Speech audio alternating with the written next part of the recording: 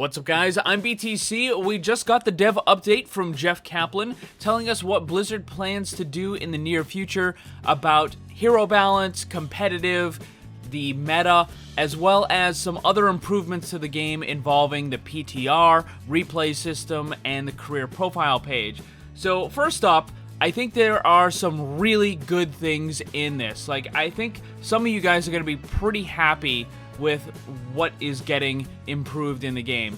However, there is something that I'm a little concerned about. I don't think it's really the greatest idea. We'll talk about that in a second. So for the smaller stuff that they're changing, first up is the career profile page. They're going to do a total overhaul of it, but that's going to happen a little while later. They are just going to do a minor update soon, and this is going to include the ability to sort the player icons. Finally, after all these years, we can finally move around the player icons and have them in the correct order.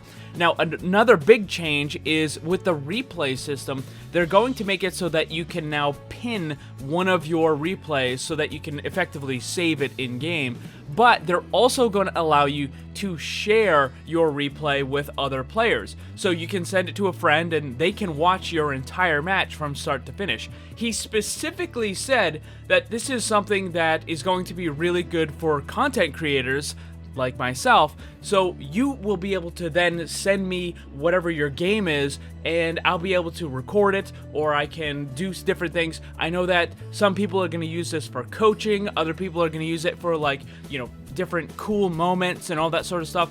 And now with this system, I might actually be able to start taking some of your gameplay and putting it into my video. So I'll be able to feature you and your game in my videos, which is pretty cool. I also have some other ideas that I want to kind of toss around, but I'll talk about that more when the replay system actually gets updated.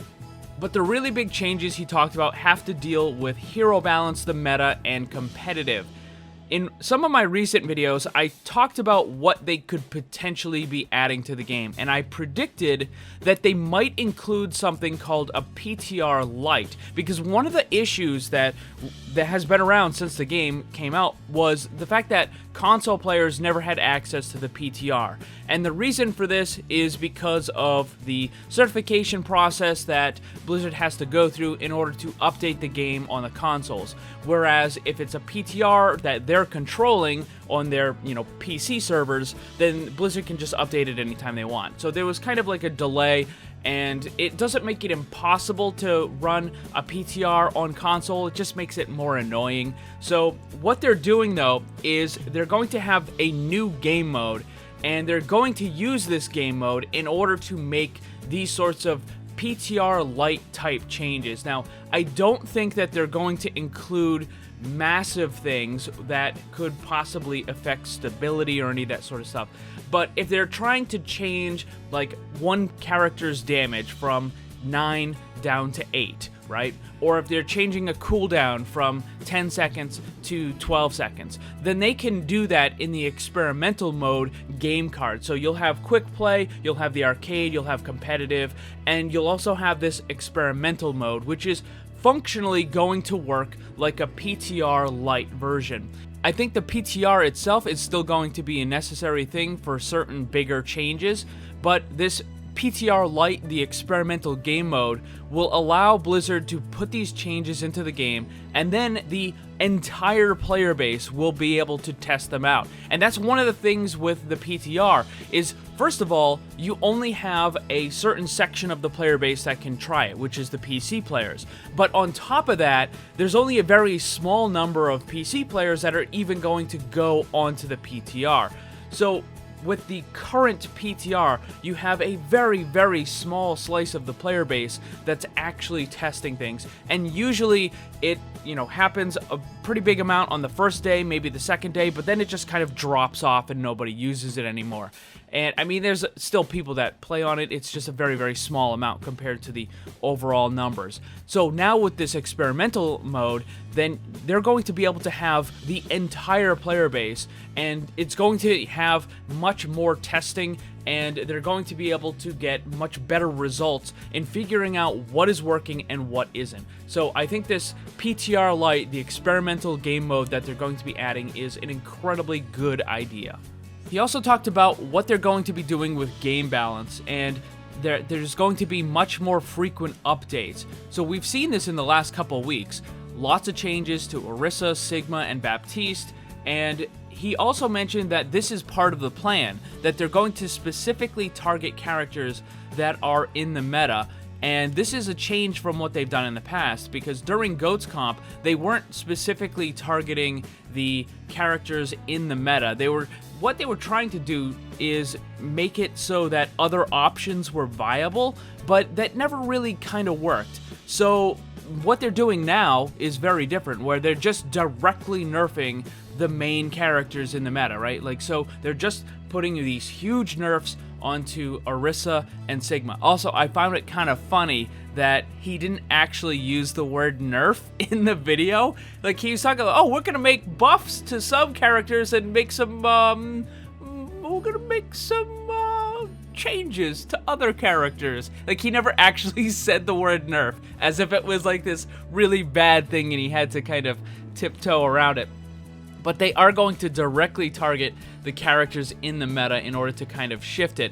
And they've even started targeting characters that are not really in the meta, but they're kind of on the very edge of it, right? With Reaper and Mei, they're not exactly meta anymore, right? Their pick rates have dropped off quite substantially, but they were still, an issue.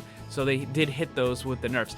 Another thing I'm glad that they're going to be doing is being much more willing to revert changes that don't work. In the past, there have been a whole bunch of balance changes that were simply not a good idea, and it took Blizzard way too long in order to go in and change something back. Maybe like a month, maybe longer, where they make this change, it either makes a character way too strong or it makes them way too weak. And we just have to deal with it for a month or longer before Blizzard finally decides to go in and say, okay, let's, turn this back because that wasn't a good idea. But now it looks like they're going to be willing to do that much quicker. Maybe even just, giving a change 1 week or maybe 2 weeks. And if it's not working, or if it's not doing what it kind of intended it to do, then they're just going to roll it back. Or maybe they'll try something else. And I think that's a great idea, and it's going to definitely help the game quite a bit. The next really big change is the hero pool, or the dev hero bans. I don't really like this change. I don't think this is a good idea. I'll talk about all of that in just a second. Let me explain what it does. So what's going to happen is, in the next season of the competitive ladder, this only affects the competitive, not quick play or arcade or anything else, only competitive. What's going to happen is every single week there are going to be certain heroes that are deactivated, meaning you just simply cannot use them. Neither team can use them. And this is going to change week by week. Now, he talked about how they could modify this. Maybe it could be faster, maybe it could be every couple days, maybe it could be every match, or maybe it could be slower. Maybe they might not even use it ever again. They're just kind of experimenting with it. And I just don't like this. I don't think it's really a good idea for a couple of reasons. So first of all, it's artificial, right? You're not actually changing the meta. What you're doing is you're simply removing options for people to use. So let's say the other team decides to run Doomfist, Tracer, and Hammond. But unfortunately this week, McCree and Sombra are locked out, which means that, well, you're just going to run a mirror match or something similar to it, right? Like, you can't use the characters to actually counter the thing that's being used. You just have to play a mirror match.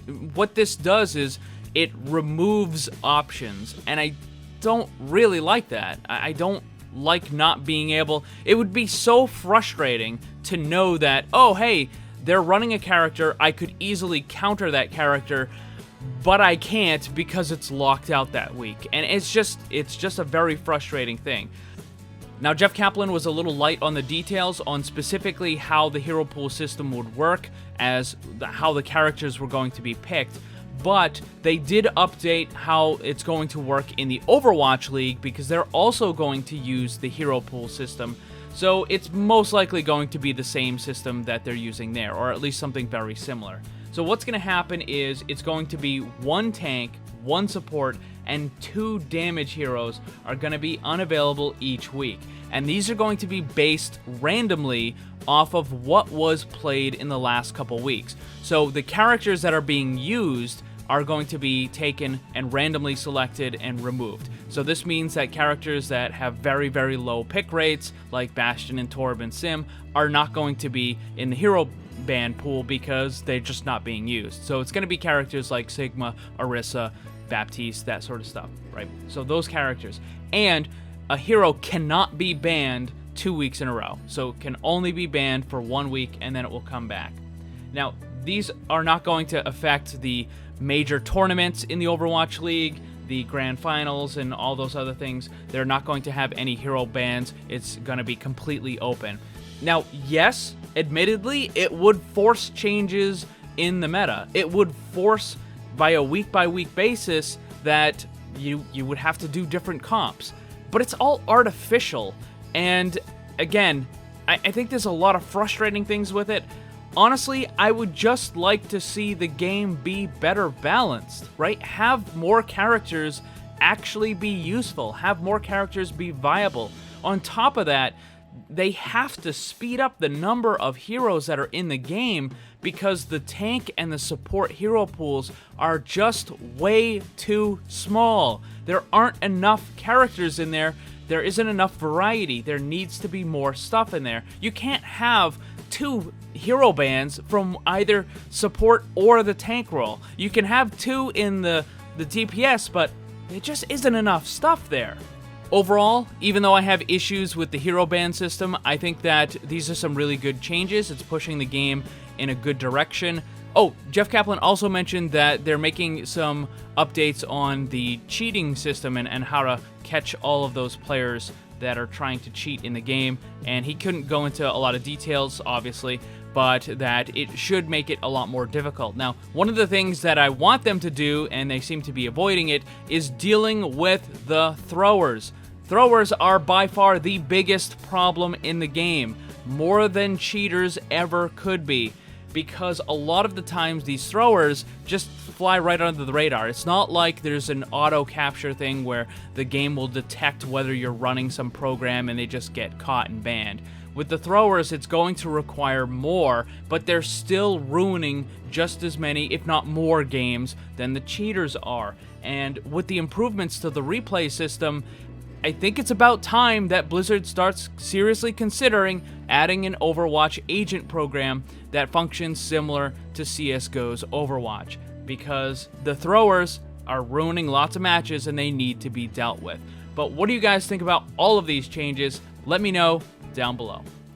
Thanks for watching, and if you'd like to see more, make sure you subscribe and hit that bell to get notified. You can get some cool gear, join my Discord server, or follow me on social media with the links down in the description below. Special thanks to my Patreon supporters, and remember, always blame the controller because it's never your fault.